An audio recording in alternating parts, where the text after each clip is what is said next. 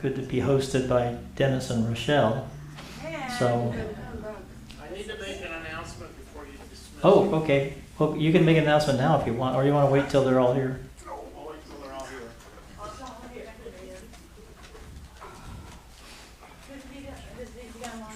Pardon me? Wouldn't hurt? I'll just go up here and use that one. That's a good idea. Okay. Then they can see the face. Yes. If y'all have any questions and he doesn't repeat it, he gives me permission to give you this.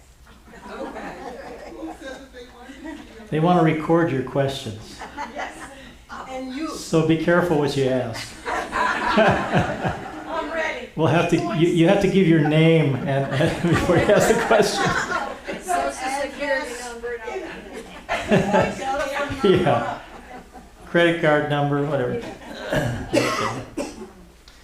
All right. So this last one is on carbophobia.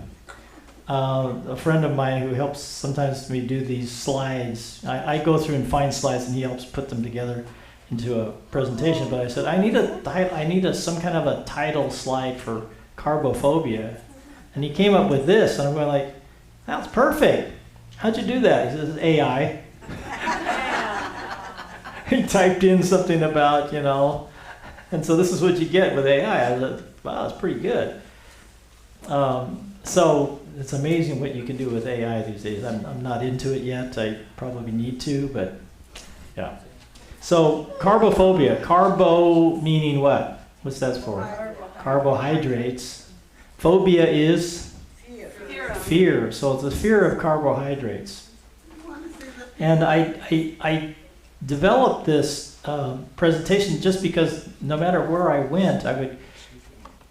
Oh, we're off again?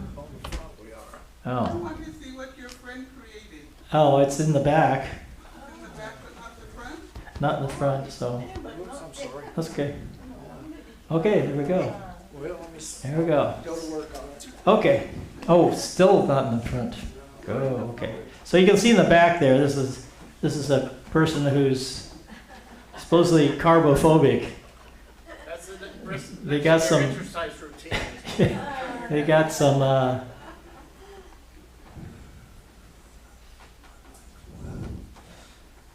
So either they're carbophobic or they heard about the rapture or something. And they got French fries and other stuff there that are. And the joke was that so people are so afraid of carbs that you could hold up a bank with a bagel. And so I, no matter where I would go, I would, when you talk to people and they're saying, yeah, I'm losing weight or I'm getting, I'm improving my health and I'm doing things different. I say, well, what are you doing? Well, I'm cutting down carbs. And I'd get that at time after time after time. I'm like, why are you doing that? So, so I started this thing on a talk I had to give to one of the churches in South Bay in Southern California for a pastor friend who likes to do health programs. And so he said, what do you want to talk about? I said, well, how about carbophobia? He goes, okay, whatever that is. So he was very gracious to allow me to do it at his church. But we've run into this a lot, and I just do this for you because you're going to hear the interesting thing about nutrition is there's a lot of confusion, especially if you go online, and there's just a lot out there, and I feel sorry for people who don't have any kind of background or training to look at things critically. Thank you, Bob. To look at things critically, and you're just at the will or at the whim of whatever you're getting exposed to. You don't have any really good filters, So there are some common themes that I look for anyway when I'm trying to sort through what's out there. One is a diet that should be as clear to Genesis as possible. That God gave us plants to eat. And when Ellen White says that God wants to bring us back to the original diet, well, that's basically back to plants again, whole plants. So anything that's based on that as a basis, whether you want to tweak that, if you don't want to eat fruits with the vegetables and some of these other things, I don't really care as long as you eat fruits and vegetables. So timing isn't necessarily an issue, but it's just that you get them, and the other principle is that you want to go from a place of abundance, not restriction. And anytime you have things that severely restrict, then that can't be good. So you want to fill your body so much with nutrition, with real food, and not with what we call food-like substances that are substitutes for food, but with real food, and by hyper-nourishing your body is the way they call it, you will be able to take the hits that come your way, okay? Whether it's a chocolate chip cookie, whether it's an ice cream, whether it's COVID, or something else, you can take those hits because, your immune system, your body is so nourished and so well prepared to deal with some of the stresses that it gets exposed to, you'll be fine. But it's when you get, I have a talk on inflammation, which would have been nice to have time to do that one. Chronic inflammation is just, when you're inflaming your body 3 times a day, 365 a year, it doesn't do well for your body. Your body needs inflammation to heal, but it doesn't need constant inflammation. That's the driver of a lot of the chronic diseases, whether it's heart disease, obesity, diabetes, cancer. Chronic inflammation is not your friend. But you were designed to have acute inflammation so you can heal. So again, it's getting an imbalance in the body's systems. So carbophobia is, the kind of my answer to what people are out there trying to say, well, stay away from carbs, reduce carbs, get rid of carbs, things like that. Well, where did this start? It started way back in the 60s. Dr. Robert Atkins, who was a cardiologist. And back in that day, we were recommending a low-fat diet to treat heart disease because it seemed like the correlation between the incidence of heart disease and the intake of fat was correlated. Okay? What we didn't realize was that the fat correlation really was a marker for animal protein consumption. And we mistakenly thought, well, the fat is the problem. Because they said, well, fat and cholesterol, they kind of go together. Saturated fat increases your production of cholesterol by your liver. So therefore, that's not good. So everyone was recommending a low-fat diet, and the heart disease rate didn't really go down. Well, the problem is that the low-fat diet really wasn't the low-fat diet. They went from like 35% fat to maybe 30% fat. And we were talking about, trying to get it to 20% or lower. So it really wasn't a lower fat diet that was failing. And at the same time as the percentage of fat calories went down a little, the percentage of sugar calories went up. And the total calories went up. So what do you think is going to happen? There's not going to be any improvement. In fact, Americans just got fatter. So, but he was against this idea like the fat. So he says, well, we need to do something different. If the low fat is not working, and he's a cardiologist, and he's still seeing people get heart attacks, so he developed this Atkins diet, which was low carb. Okay, let's reduce the carbohydrates down to a lower amount.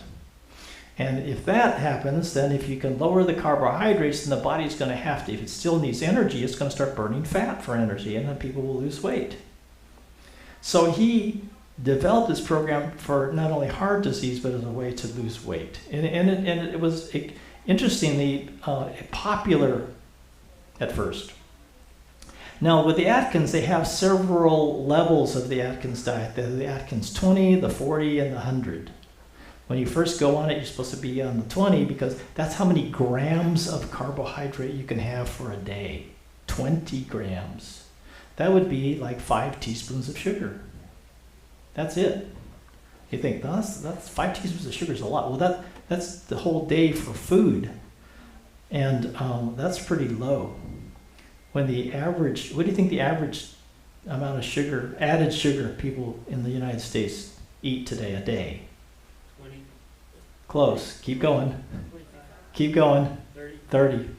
About 30 teaspoons of sugar a day, added sugar a day. We're not talking about carbs and you know what you get from fruit, and we're talking about just added sugar.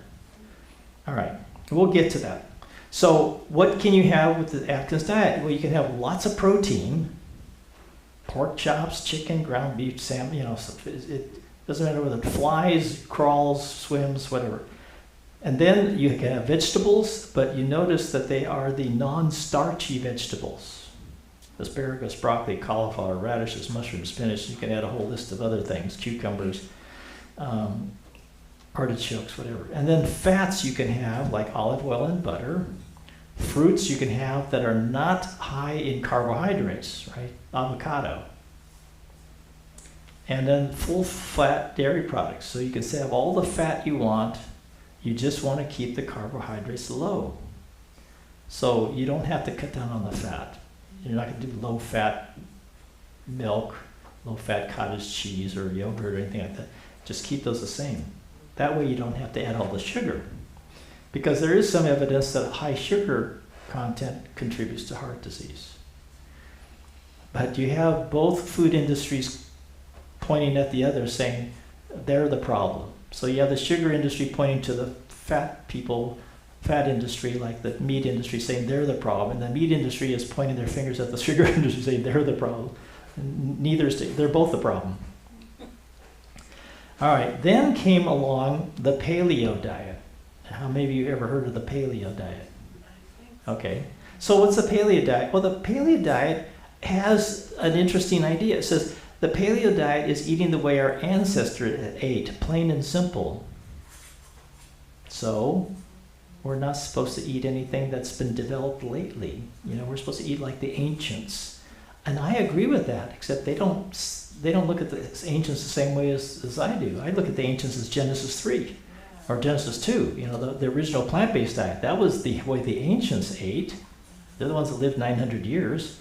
So no, those who don't believe in creation and believe in evolution, they say, well, our ancestors ate, you know, saber-toothed tiger steaks and, you know, dinosaur eggs or whatever, and some plants, but definitely not the grains. The grains were a later addition. So they're saying, well, because that's the way the ancients ate, that was what we were, you know, kind of like biologically evolved to eat. So you can have things like vegetables and fruit, but they have to be unprocessed, which is a good thing. That's a good thing. But no grains or legumes, and dairy, because evidently they didn't milk their cows or goats or sheep. So they thought that this would be a healthier way to go. And it wasn't designed necessarily to lose weight or anything like that. It was just to be the idea of let's go back to eating healthier, which would be eating the way before the Industrial Revolution took over and hijacked the food industry. Okay, I mean, it became a food industry instead of just a farm and food supply. It became a food industry. All right, so what about paleo foods? What you can eat and what you can't eat? Well, you can have meat and eggs, and you can have fish, seafood. You can have the non-starchy vegetables. Again, it's relatively low on the carbohydrate because you don't have grain. You can have vegetables, pretty much all kinds of vegetables, nuts and seeds. You can have fruit, but you have to focus on the lower sugar fruits. And I don't know how they could tell whether these were more ancient versus more recent developments of kinds of fruits to be in line with their philosophy. And then you do want to sweeten things, but with fruit or natural sweeteners, like honey, maple syrup, coconut sugar, molasses, those types of things, which is interesting. Because molasses requires a process to get molasses from cane sugar. So anyway, that was paleo. Then keto came along. So that's been, the latest one has been keto. And what is the ketogenic diet? So the ketogenic diet is really high in fat and very low in carbohydrates. It's even lower than Atkins. It's lower. It's about equivalent to Atkins 10. So it's really low. And why is it kept so low? Well, the reason it's kept so low is so that you force the body to burn fat for energy because you have no carbohydrate. See, normally carbohydrates are for energy, that alone. And so the fats are used for part of your cell walls and some of your structure, padding, insulation, some of these other things. And then also as a backup for energy source, not primary. But when you don't have enough glucose around, sugar around, then the body is forced to start breaking down fat for energy, okay? Now, interestingly enough, the brain consumes, it's about, 3% of your body weight? It consumes 20% of your calories. Okay, it's very high energy concentrations right here above your neck. And it takes up most of the energy of all the organs in the body because it's the most active. And it primarily relies on glucose for energy. So when I was in pediatrics training, we did use the ketogenic diet, but it was for the purposes not of losing weight, not for improving health, but to treat children that had epilepsy that was untreatable with any drug we had. Back then, the only drugs we had were Dilantin and phenobarbital. That's all we had to treat seizures with. And if they didn't respond to that, ketogenic diet. And it worked. But it was very difficult to keep them on it. Very difficult. But it's something we had to do if we're going to control their seizures. So that's how we started using the ketogenic diet, and then people started using it and applying it to just trying to improve health. Okay? Again, it's another variant of the low carbohydrate theme, starting with Atkins, going through paleo, but really to the extreme with the ketogenic diet. So what does keto-friendly food list look like? Well, you have all animal products, meat and eggs. You can have dairy, which you couldn't with the paleo. With the paleo. You can have fruits and vegetables, but again, these are the non-starchy ones because you've got to keep the carbs low. You can't have legumes because even legumes, beans, peas, and lentils, which you had for lunch, have too much carbohydrate in them. Okay, you're trying to keep the carbs down to like under 10%, even down to 5% of your calories. And so you have to really restrict the carbohydrates. And as you remember, all of the plant foods' carbohydrate content are at least 50% or above. Okay? So you can have some miscellaneous stuff here as well. All right, so here's looking at the comparison of keto and Atkins. And on the left is keto. They're lower in carbs than the Atkins, 5 to 10% instead of 10 to 20%. The protein is lower also, 10 to 20% versus 20 to 30% in the Atkins. And the fat is much higher, 70 to 80% versus 60% fat. Now remember we said, what is the problem with insulin resistance? What is the Fat in the cells. Fat in the cells. So are you going to help insulin resistance by getting the keto diet? No. You're now 70 to 80% fat in your diet. You're just pumping more fat into the cells. Now, because the carbs are so restricted, the blood sugars initially are going to look good. They're going to come down. But eventually that resistance that's building up more and more in all of the tissues of the body are going to start taking over, and the blood sugars are going to start going back up, and you're going to get worse. And now your carbohydrate tolerance, and your ability to take in carbohydrates without spiking your blood sugar, that is going to get worse.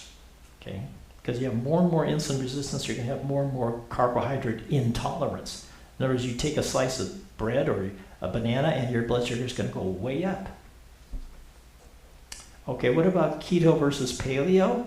Well, there's some things that are common to both, okay? They're not going to have refined oils because that's a processed thing.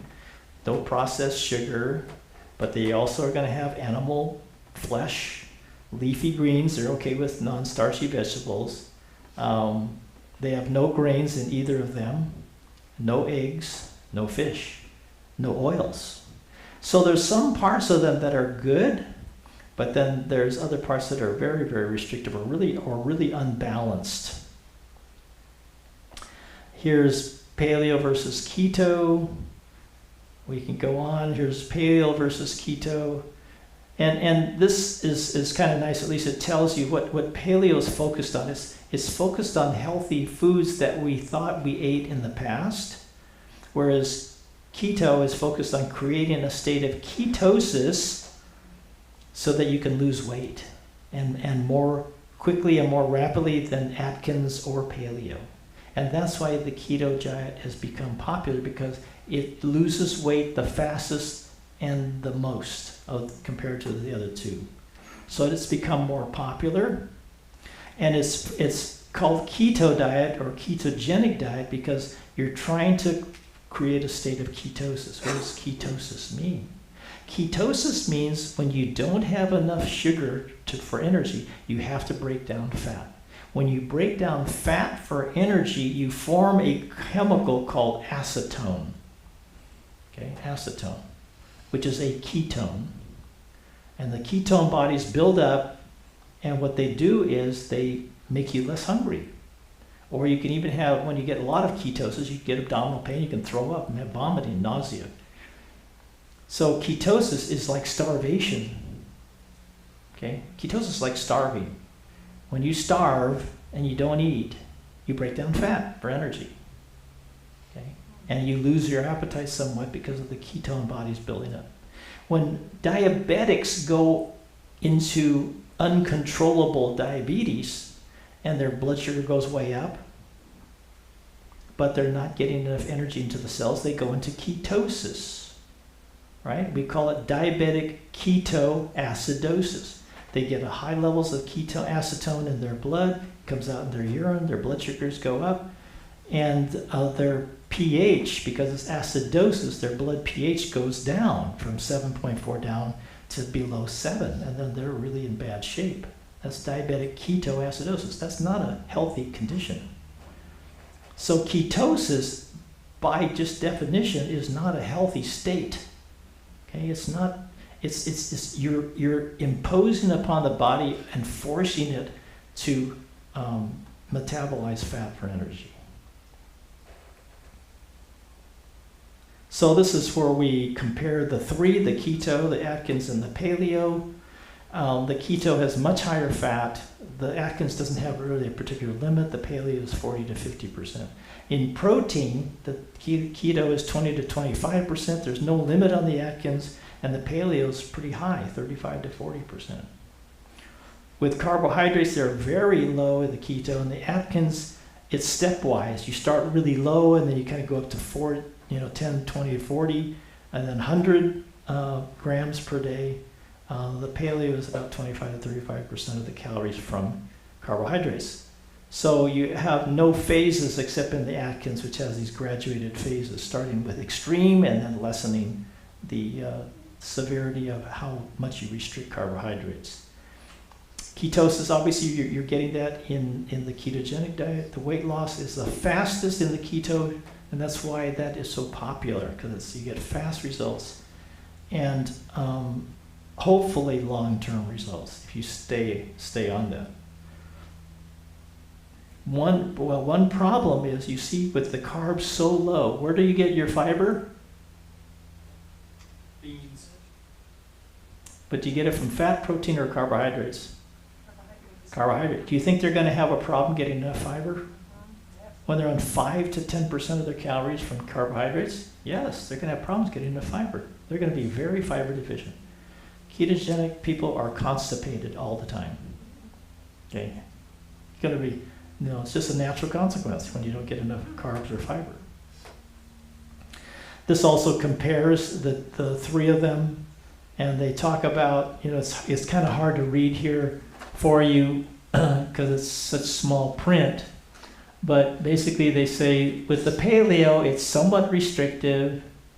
There's evidence of actual ancestral diets varies by geography, so really they don't know what our ancient paleo diet was. Well, we could tell you from the Bible what it was.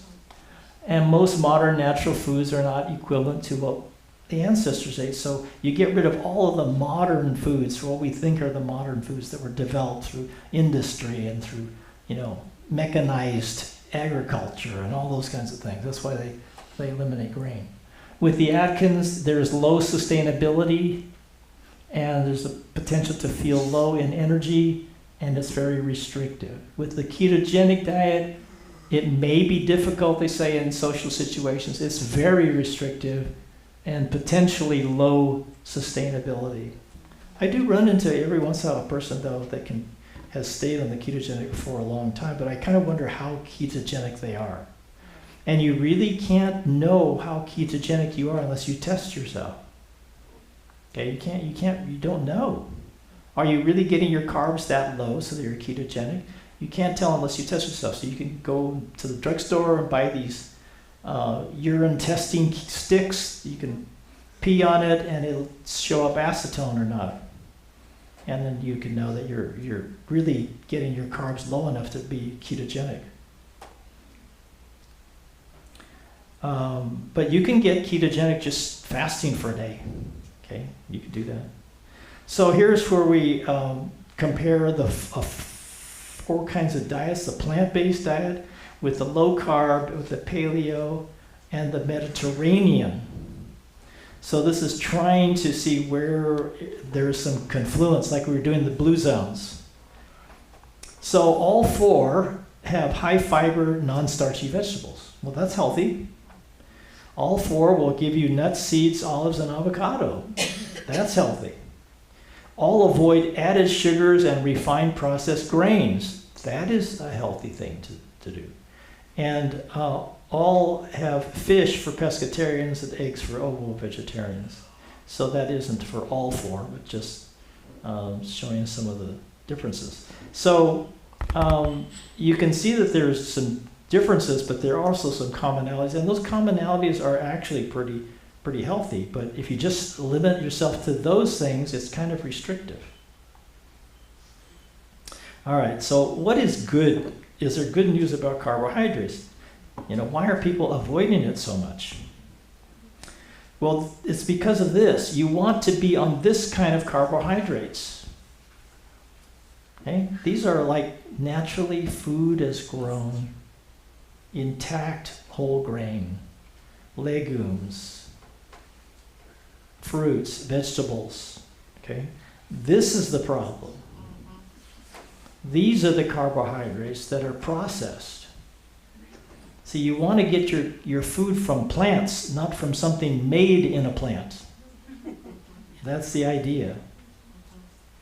That's the idea. This is the problem. So when they say low carbs, they're cutting out this, which is a good thing. But they are throwing out the baby with the bathwater, because they're throwing away this when they go low carb. Okay? This is what you should throw out, not this. This you should take a lot of, because this is where you get all of your vitamins, your minerals, your enzymes, your phytonutrients, all of the things that help your body function well, thrive, have a strong immune function, and be able to fight off all the kind of the stresses and the things you're exposed to, even inadvertently. This is the middle ground that's controversial. Okay, this is the hard part. This is the floured products. Okay, the floured products. And so you'll see books like Grain Brain. You've seen that one? Or Wheat Belly. Because this bread idea is bad news. So remember we looked at the carbohydrates, and you have the monosaccharides, the disaccharides, the polysaccharides, and again you get at the polysaccharide level, you get the fiber. That's where you're getting the fiber. So carbohydrates generate fiber. So when you go low and restrict carbohydrates, you're restricting fiber. And that's why 97% of the US population are fiber deficient, because they're so low in the healthy carbohydrates. So when you eat whole unprocessed carbohydrates, you're going to get fiber. And as we see the same thing here, you get fiber there in the middle, the bottom, soluble or insoluble fiber. We talked about the fiber earlier. These are the structures of the monosaccharides, disaccharides, and polysaccharides.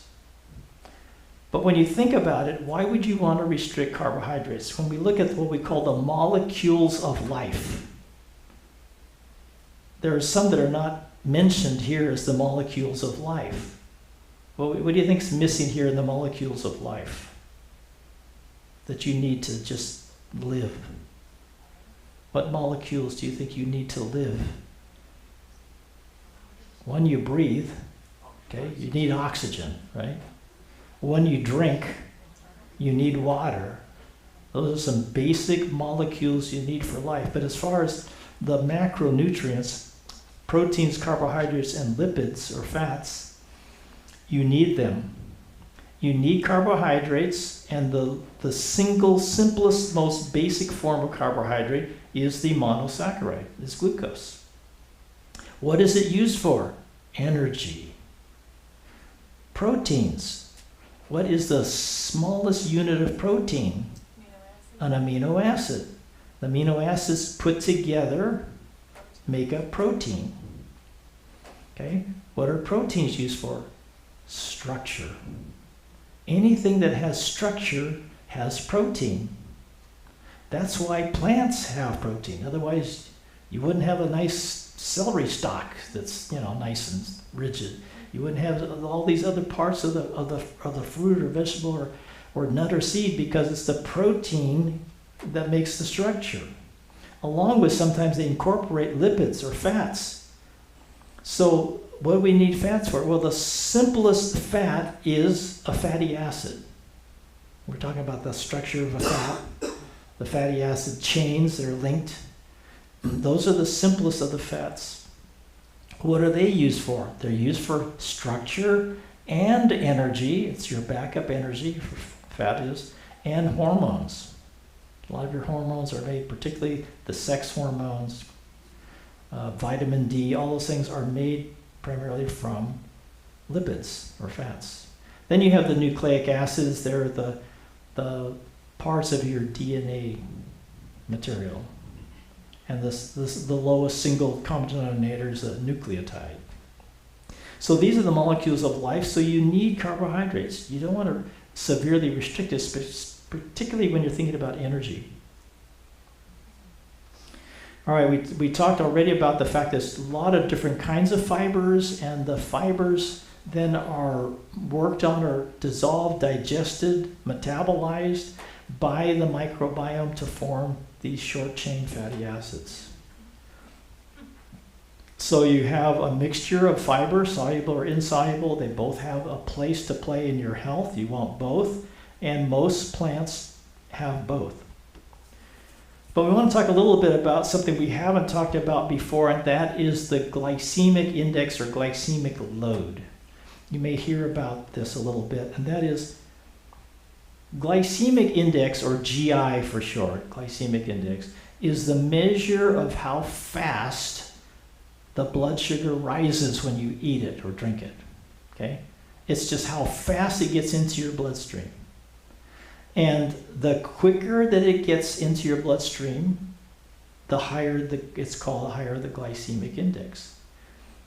What your glycemic index is compared to is just taking straight glucose. It doesn't even need to be digested or broken down. You just take a slug of a certain amount of glucose, and we measure your blood sugar, and it goes up, and it comes down. Then we compare anything else you might eat, like a banana or an apple or some pasta or some rice, and compare that same amount of carbohydrate and see what happens to your blood sugar. And we compare that with the straight glucose. So anything lower than glucose is going to have a lower glycemic index because it gets into the bloodstream less quickly. What's the concern? Well, the concern is that when you get a rapid rise in your blood sugar, the quicker it gets into your blood, then that creates a high blood sugar, and your body responds to that saying, oh, that's too much sugar, let's throw out some insulin. So the pancreas puts out insulin into the blood to lower the blood sugar. Okay? That's what the body's response is to high sugar coming into the bloodstream.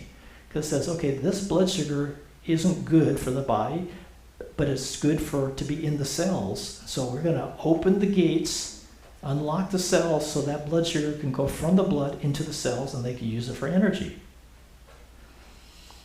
Well, many times, depending on how rapid that spike goes up in the blood sugar, then your insulin brings the blood sugar down. And sometimes the response is so brisk that the blood sugar goes down too low.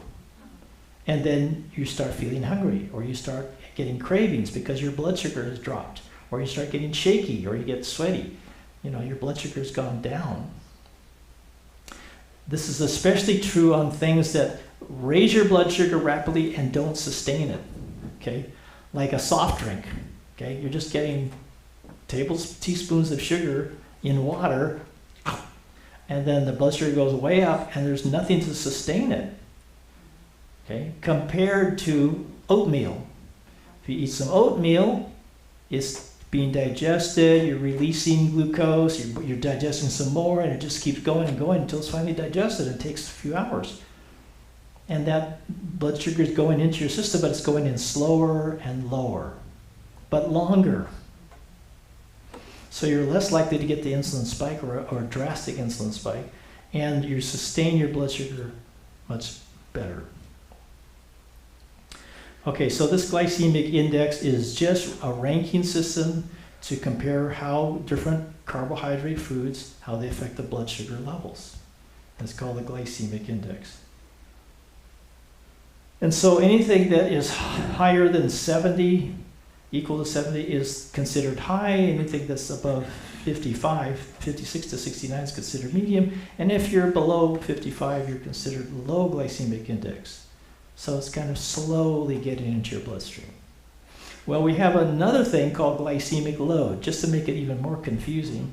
Glycemic load. Well, glycemic load has to do more with how much glucose gets into your body from a given amount of food. Okay? Not how fast it gets in, but how much gets in. But it uses the glycemic index as part of its formula so that it does factor in a little bit on how fast the blood sugar gets in, because it's using glycemic index as part of the formula. All right? Because the glycemic load equals the glycemic index divided by 100 times the carbohydrate grams. So what's a better determinant of how something's going to impact your blood sugar is the glycemic load. Unfortunately, it's harder to find glycemic load for different foods compared to glycemic index. Glycemic index came on the plane first, and it was widely spread out especially among diabetics, so that they could have low glycemic index foods. And so there's all kinds of charts that you can find on glycemic index for various foods, but it's very hard to find glycemic load. But you can find it if you look for it. But really, this is showing the differences between the two.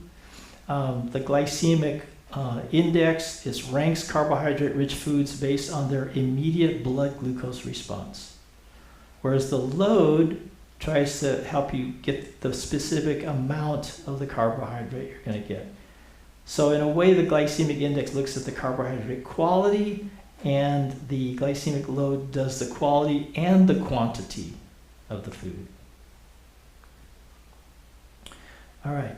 Now, where do you want to be on the spectrum of foods? And this is a very interesting chart. We usually give this out in our classes because it's kind of instructive in a number of ways. You want to be in the low or medium glycemic index and load. So this chart compares load versus index.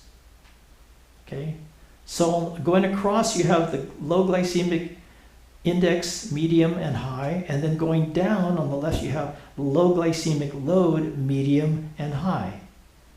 Where you don't want to be is high, high, right? You don't want to be in the lower right-hand corner where it's high load and high index, right? That's the worst. The best is up in the upper left, which is low glycemic index and low load. But you'll notice they're all over the place because you can have foods that are high glycemic index but a low load. And you can have some that have a low glycemic index but a high load. Okay? It gets in slower, but it gets a lot more in there. So the worst is that bottom right hand, which is what? Baked russet potatoes, cornflakes. You know, you think cornflakes ought to be healthy, okay?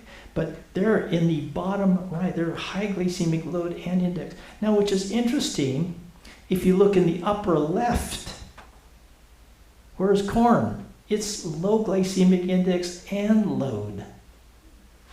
See what happened when you just took a corn and you puffed it? You've made it into high glycemic index and high glycemic load. It was ideal and it's now the worst just by flaking it. You can do better than the baked russet potatoes by going to the new baby potatoes. It moves you up into the medium glycemic load and medium glycemic index. You see that? So the new potatoes are just right in the center there.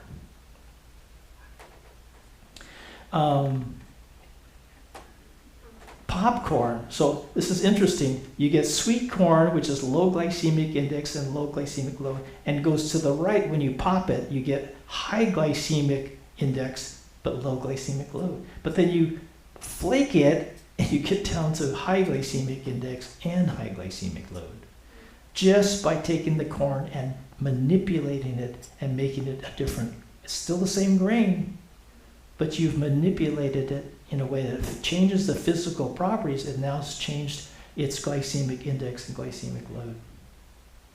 It's very, very interesting. See, I mean, even table sugar is medium glycemic index and low glycemic load. Even table sugar. It's right in the top middle column. So you want to stay outside. So you see like white rice, high glycemic load and medium glycemic index. But the wild rice at least will get you to medium load and medium glycemic index. So this just shows you how changes in the physical properties of the food affect how it reacts in your body. So they like to advertise themselves as low carb, slow carb. And it's basically kind of the same. Low carb meaning the load is low, slow meaning the glycemic index is low. You know, and that's why you got one of those label readings that net carbs. You know, what are net carbs? I mean, so it was the carbohydrates minus the fiber, and so therefore what you're left with is the net carbs. I mean, whatever. All right. So in this whole getting, you know, we're going to make a full circle to the blue zones. Okay, we started with the blue zones. So I'm going to give you something here about the blue zones. You look at the macronutrient, and there's protein, fat, and carbohydrate ratios in each of these blue zones, and it's remarkably interesting, okay? Because you can argue about low fat, high carb, low carb. According to the blue zones, it doesn't make a whole lot of difference. It doesn't make a whole lot of difference. Look at the purple, the Okinawan. On the left there, 85% of their calories come from carbohydrate. 85. I don't know if you ever heard of the 10-10-80 diet, you know, 10% protein, 10% fat, and 80% carbs. They are even beyond, okay? They are 6-9-85. High carbohydrate. And yet they're a blue zone. So Why would, okay. Now, on the other hand, you have Ikaria, Greece, which is in the red. Their carbohydrates are only 37%. That's almost approaching some of the, Paleo and Atkins and that type of a thing. Okay? Now, when you get to fats, you also have a big discrepancy difference, right? Okinawans are 6% fat. And the Ikaria Greeks are 50% fat. And they're blue zone. The only thing that's the same is they're relatively low protein. See, that average is 12. They're all kind of low. They're all kind of in the same range. That's what's interesting. They're low in protein. People get so concerned about protein. It's been ingrained in our system for years and decades, and it need not be. We are really toxic on protein. So, the fat levels can vary, the carbohydrates can vary, but the protein maintains low. And then that's what was interesting about looking at these blue zones and comparing them. But when you look at the fat, that fat, 50% fat, is not coming from animals. Okay, it's not coming from cow, milk, dairy, eggs. It's not coming from meat, fish, and all that kind of thing. It's really coming from other sources, whether it's olive oil, whether it's, So it's really not, because you could see why.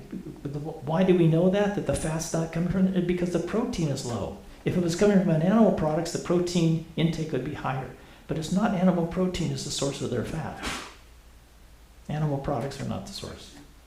So again, whether you want to argue low fat, high carb, low carb, or whatever, it's really keeping the protein low and staying more with plants rather than animal products. So basically, it's to select carbohydrates with care. Don't throw all the carbs out. Keep the good ones, not so much on the bad ones. So they are not the enemy. Carbohydrate whole foods have been consistently shown to be protective, whether there be grain, fresh fruits, vegetables, legumes. You see here what I was referring to here. When you talk about all of the plant foods, except for nuts and seeds, they all have at least 58% carbohydrates.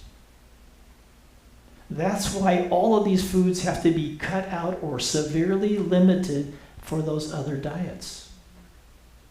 And they'll give you nuts and seeds. That's the only plant they'll give you liberally because they're very low in carbohydrates. But when you're trying to restrict carbs, you got to restrict all these other foods in some way, shape, or form. Some more severely, some less severely, but you have to reduce them because all of those things are high in carbohydrates. Now, if you're looking at it from a biblical standpoint, you're going, well, God gave us plants. So anything that's telling us to restrict carbs is like, no, that can't be true. That can't be right. Because all of the plants, except for nuts and seeds, are almost 60% plus carbohydrates.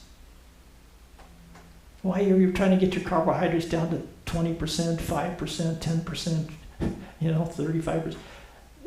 That's basically telling you to go off a plant-based diet. So refined carbohydrates are the bad news. Remember I told you about, what do we mean by refined carbohydrates? Well, they could be the simple carbohydrates like sugars, or they could be the complex refined carbohydrates like the starches, like the flours, the white rice.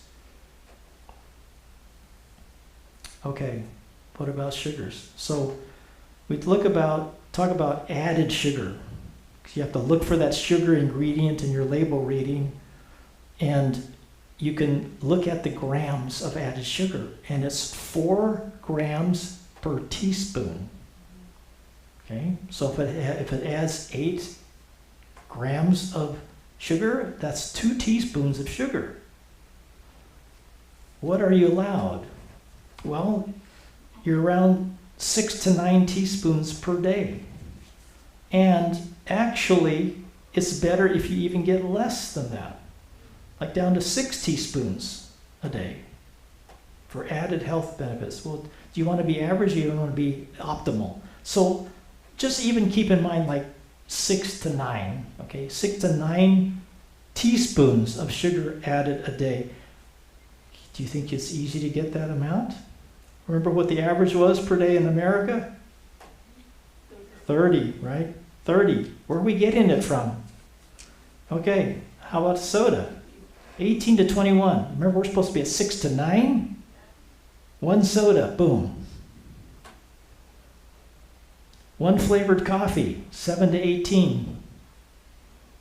1 fruit yogurt, non-fat particularly, 9 to 12. A Cinnabon, 12. Energy bar, 5. Barbecue sauce, a quarter cup will give you 4 teaspoons of sugar. Instant oatmeal that's flavored, 3.5. So remember, a teaspoon is 4 grams of sugar. So where is the source of our added sugars? Obviously, the sweetened beverages make up about half, and the sugar, sweets, and snacks make up another 31%. So already there, 78%, nearly 80% of our added sugar come from beverages, sweets, and snacks. That's where it's coming from. The rest is hardly makes a dent. And that's why this whole idea about grains, are they harmful? Grain brain, wheat belly, all of these things that came out in reaction to trying to eliminate grains, but that's because all of the grains are processed. Over 95% of the grains that we take in are processed. That's why one of the biggest nutritional deficiencies is not enough whole grain. So carbs are bad if they're refined. Because remember, we showed you that this is the percentage of grains that Americans consume that are refined. It goes from cereal to baked goods to snacks, crackers, all of these things are made from refined grain. So yes, in that sense, getting rid of carbs is a good thing. Those carbs. The interesting thing is when you talk about flour, nobody eats plain flour, right? I mean, do you have people sneaking into a bag of flour, snacking on that? No. We have to transform it to something palatable and tasty. So what do? Well, we can do like Krispy Kreme does. We can add fat and some sugar and you get a donut. Okay? Or you can add sugar to that flour and make pie crusts. You can add that with salt and you can make a pretzel, right? Or you can make Fruit Loops by adding more stuff, colorings and chemicals and things like that, and sugar and salt and whatever. So we don't just eat plain flour. We just, we not only process it, we ultra process it. So we process it by removing the good stuff and then we add bad stuff to it. Makes it doubly lethal. All right, what is this? If someone guesses this, I'm going to give them a prize. I don't know. Goji berry? That's a good guess. I get that answer a lot, but it's not goji berry. No. I'm glad actually that you don't know what this is. Okay? This is a coca plant. Coca plant. What do you make out of coca plants? Huh? What? Chocolate. This is a different type. This is not the cocoa plant. This is a coca. You make this. This is cocaine. So we've taken this to this. We've made it into what? A white powder. All right, what's this? A poppy. Any specific kind of poppy? Mercy, yeah. Opium poppy. And we make it into that. Another white powder. Is this addicting? Yes. Is this addicting? Yes. Okay. What's this? Sugar cane. Sugar cane. What do we make it into? This, another Powder. white powder. What's this? Wheat. Wheat. What do we make it into? White powder. Another white powder. Is it addicting? Yes. You see the commonality? With the processing that we do, we take a nice plant and we turn it into something that's not healthy. That refining, extracting, purifying, quotes purifying product, we make it into something that's actually addicting. People are really addicted to this stuff. So sometimes you have to go off it completely. So whole grains are fine. Many studies have shown the protective effects of particularly heart disease and other things from whole grains, but not all whole grains are equal. Like we said, some are moist, some are dry. And this whole grain hierarchy is what I would share with you, is that you want to be in the upper part of the intact whole grain. The more we manipulate the grain, the less healthy it gets. So we've all heard about cut whole grains, right? Steel cut oats. Then you've got rolled oats. You kind of roll over and mash it a little bit. But then we shred it. I used to think, well, shredded wheat, that's the breakfast of champions. You know, that's the healthiest. No, it's just a little bit above flour. See where flour is? Kind of the lower middle. And then it's just a little bit above flaked and then a little bit above puffed. So some people that are having difficulty controlling their blood sugars need to go off flour. Okay, all floured products. Some people are having trouble with weight loss, and one of the things you have to tell them is go off the floured products. Because it just does other things to your blood sugar that are not healthy. So this is just to give you an idea of, and these are 100% whole, but they're just manipulated as far as their physical properties. So this tells you, again, a review of the calorie density, how we go from whole, intact grain, unrefined, unprocessed, around 500 calories per pound, to 1,400 calories per pound when it's refined and processed. That's another reason why it causes weight gain. Not only do you influence the sugar and digestion and absorption, but you're just nearly tripling the concentration of calories in that product. And we talked about the fact that if you're less than 400 calories per pound per day, you will lose weight without exercise. With moderate exercise, you can lose weight at 400 to 800. But if you're in that 1,400 calories per pound from refined grain, right? You're over 1,200, you're going to gain weight even if you exercise like crazy. So really, you have to look at those refined carbs. And we talked about this in the fiber talk, that you want to have the fiber that you get, the carbs, with a high water content. No calories from fiber, no calories from water. It makes you fuller, makes you more satisfied. You'll get more water and hydration into your body. You don't have to drink as much extra water because of that moist water, high water content food. So use carbohydrate common sense. Don't throw out the baby with the bathwater. Avoid those things that are refined and processed. You want to get carbohydrates from vegetables, fruits, legumes, and whole grains. It's the same place where you get fiber, right? This is kind of all the same. It's just kind of coming at it from different angles. But you're getting good carbohydrates with fiber, and the fiber helps you not to have such a blood sugar spike. Avoid all beverages with added sugars, and that could be even fruit juices. Okay? It's not just soda, it can be fruit juices. Minimize the refined carbohydrates, sugars, and starches. In other words, you got to stay under that 6 teaspoons of added sugar a day, or be 24 grams. This is what you want to avoid. So these are the carbohydrates that are really a problem, not these. So this is what you want to stick with. All right. Any questions?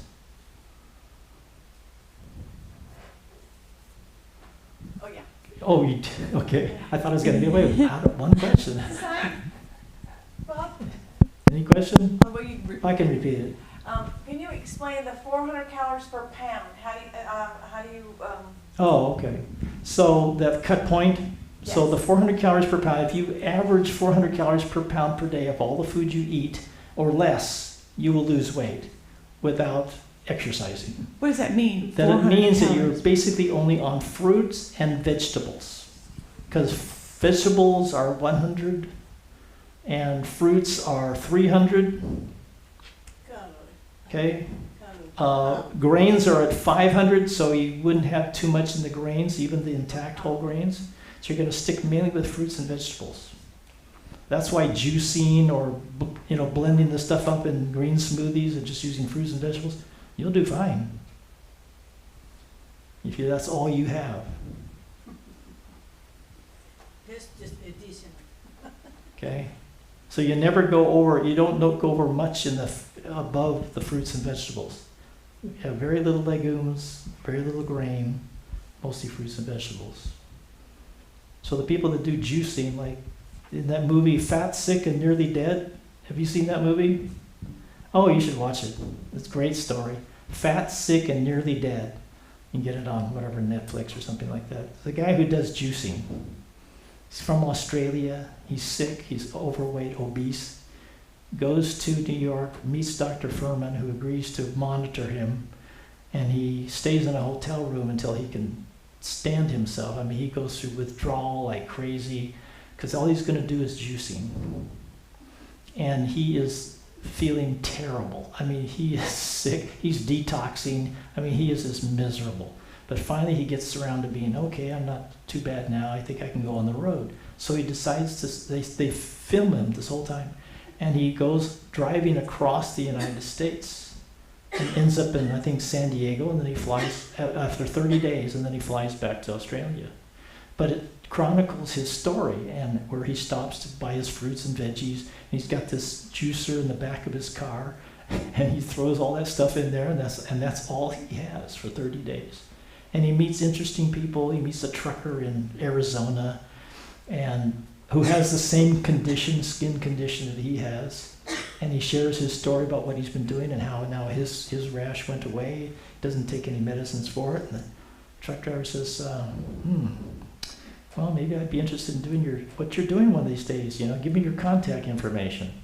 So, he does his stuff, and then he goes back to Australia. He's lost a lot of weight. He's healthy. He's not on meds. No skin problems. Phone rings. It's the trucker. I'm ready to do what you did. The guy has to fly all the way back because he promised to help the guy, and sets this guy up and tells him what to do, and it's a great story. Great story. But it's the power of just juicing, and that's all he did. He was just staying on that low calorie density, regime for 30 days, and got raw, basically no cooking, right? All raw, lots of water, lots of vegetables and fruits, and that's all he had. And as all his blood tests looked good as he was improving. So anyway, it's a good story, but it shows you the power of that. Yeah. Yes. What would be the number one thing for high blood pressure?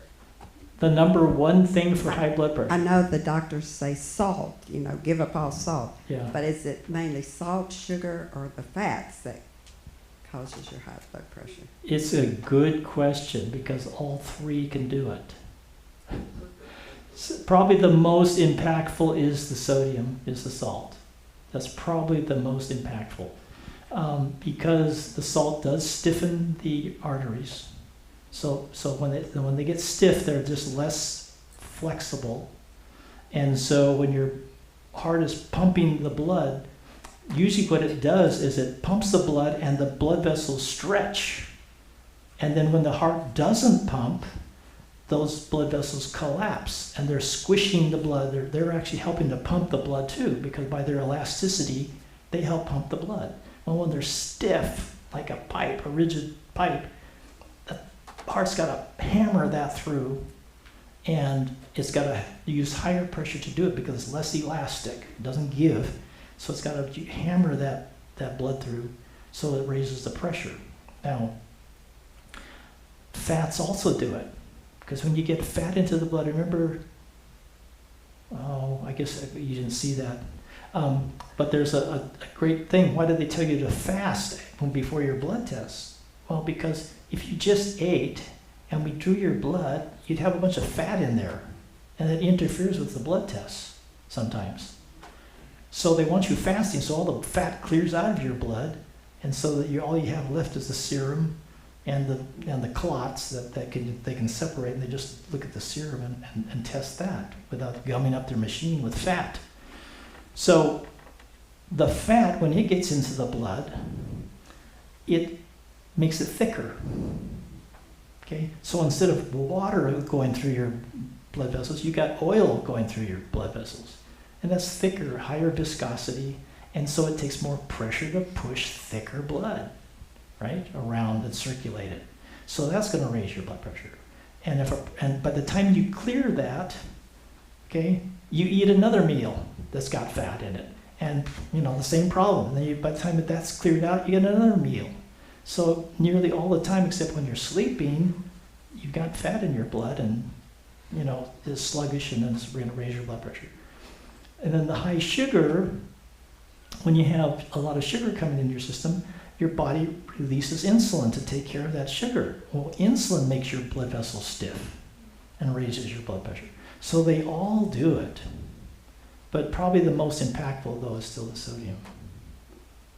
Yeah. So you do need to get that down, but you may need to also do other things. Get sleep, lose weight, lose stress, manage stress, lower the fat, lower the sugar, and lower the salt. It's multifactorial. You get too much caffeine, raises your blood pressure. There's lots of things that influence, if you don't exercise enough, if you don't get enough nitrate-containing foods to generate nitric oxide, which helps the blood vessels relax, that is a problem. That's a whole talk in itself, is nitric oxide. So there's a lot of factors that affect the blood pressure. A lot of factors. Good question, though. So this juicing and juicing, all I hear is juicing and juicing. All you hear is juicing and juicing? So I can live by juicing and juicing, eat no real meals at all, just juice and juice and juice and juice. And a little bit of juice. No, you can do pretty well on that for a while. After a while, you don't want to stay on that forever. Well, But it does solve a lot of problems. If you want to do things quickly, that is one of the best ways to do it. It's easy. It's not time consuming. It doesn't require cooking. It doesn't require a lot of skill. And you can pick and choose what you want to put in there and just blend it up and drink away. So it probably doesn't taste good all the time. Oh no, it can taste. Sometimes. It tastes good. You can make it taste good. Uh-huh. So it depends on what you put in it. It depends on what you put in it. Once you go off the diet, then how do you go back to a regular diet?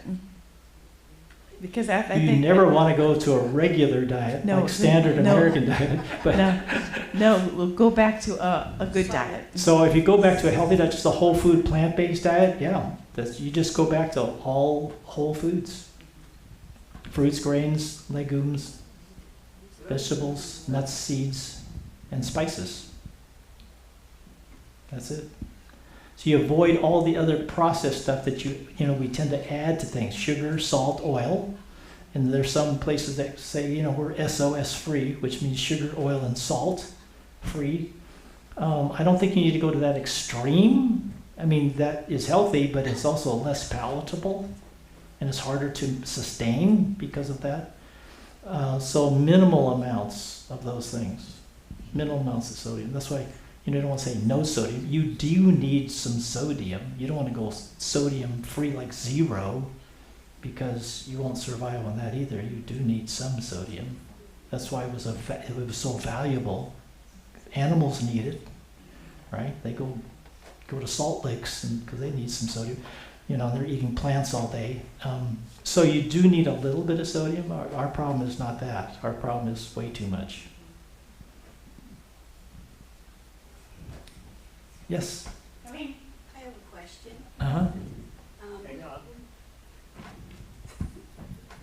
I've had type 2 diabetes for about 25 years now, and I've slowly, over the several years, have gotten to the place where just a few weeks ago I decided I needed to go oil-free, salt-free, and sugar-free. I take insulin and metformin, and over the years I've learned that insulin does not help diabetes because of the insulin resistance is the problem, not more insulin, and losing weight. But when you're on insulin, it's hard to lose weight because it's just storing more. And so I'm not sure what my question is. I've been wanting to get off the medication. They keep wanting to put me on more, and I keep working with the diet. And is it okay just to stop the insulin and metformin? Because metformin has gotten some bad publicity, I guess, and it's not healthy. And I want to be healthy. I want to be pleasing to God and do it His way, but it's confusing. Well, I appreciate you sharing that.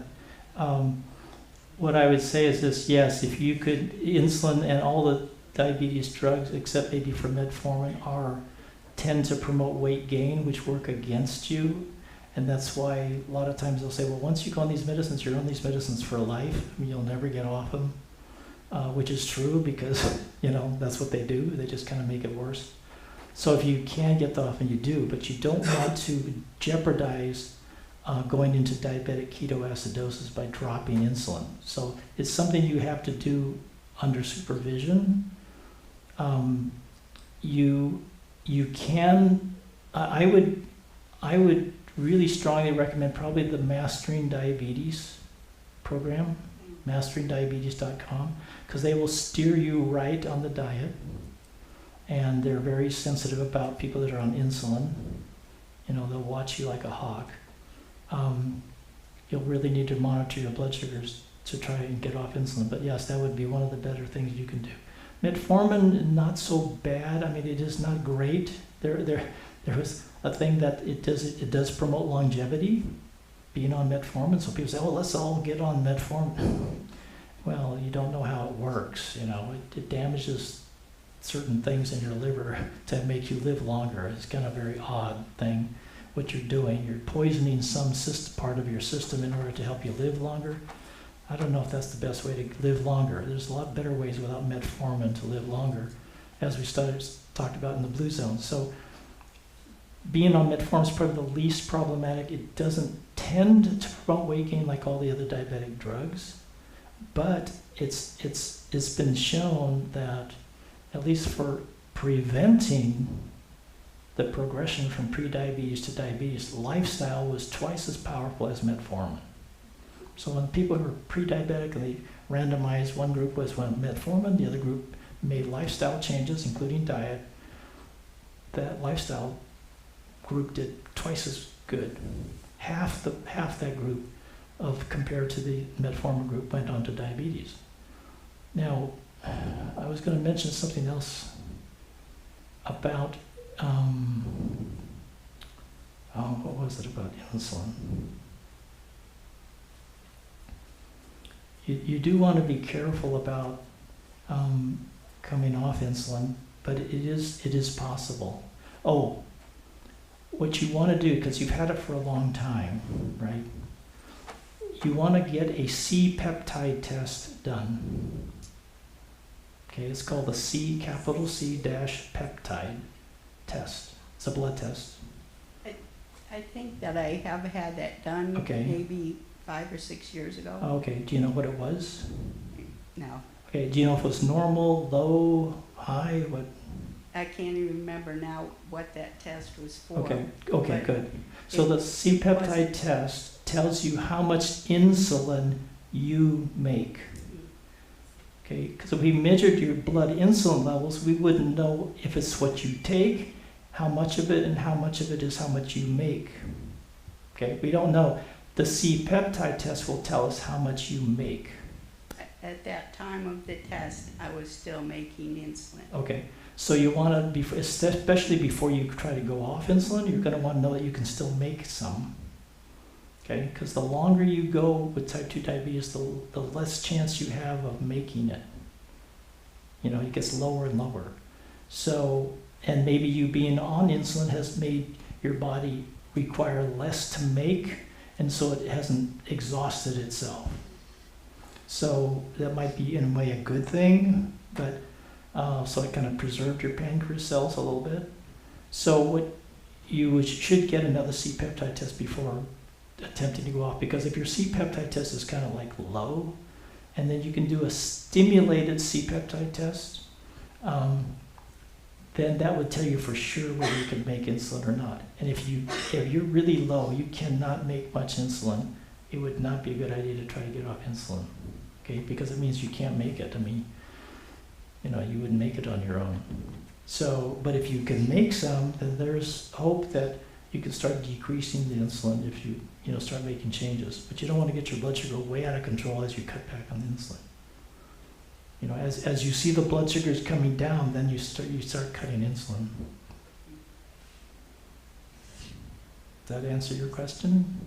Okay, thank you for sharing. Anybody else? Well, thank you so much. You've been a great group to be with, and Flo and I have appreciated your hospitality, your friendliness, and we just thank you for, and we hope we've helped you and given you some food for thought, and hopefully you'll be healthier next time we see you. Thank you. Okay, you're welcome. You know, when Dr. Dave came, he brought a team with him. And that team was his wife, Flo. Flo, come on up here. And bring Rochelle with you. Most of you here know who Rochelle is. First lady. She's the one that keeps me going.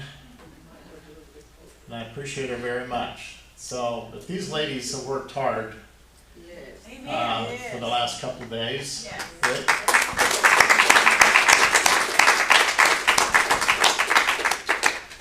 And with this dynamic trio, great things happen.